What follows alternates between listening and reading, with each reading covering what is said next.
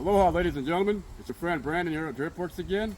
Today's video, I'm going to talk about how to prune and pinch your pumpkins here.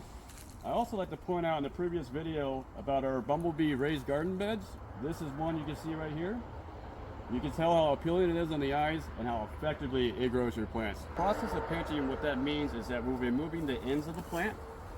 Here, this stops the vine growth. The time you want to do that is when the vine reaches, say, 5 to 6 feet and has 3 to 4 pumpkins growing on it. The reason why we do that stop the growth is that it will allow the plant to focus its energy and all of its resources to the fruit, which allows it to grow a bigger yield and higher quality. What you would also like to do, since pumpkins like a lot of sun, if you see over here, you're going to want to remove the leaf if it's right above it, maybe blocking the sun there.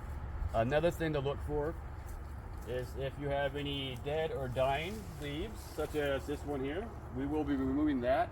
That will prevent the spread of disease. You're going to want to make sure that your tools are sanitized, because if you're trimming or pruning of any other plants, you can transfer diseases from plant to plant.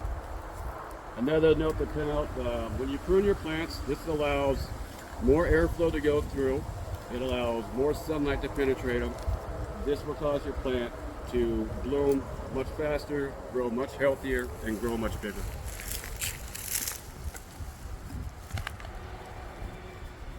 The node, or sometimes known as the bulge, is this part at the end of the plant right here. Cut the end there. Now you're ready to go. Let's get to some of the other ones I was talking about here. This big fella here is blocking the sun. We'll go down to the base. You want to cut that off. Let's go back over here and get rid of this poor dying fella. Well, folks, I hope some of this has been useful for you. I look forward to you tuning into our next videos, and keep coming back to us. And from your friends and family here at DripWorks, have a lovely day.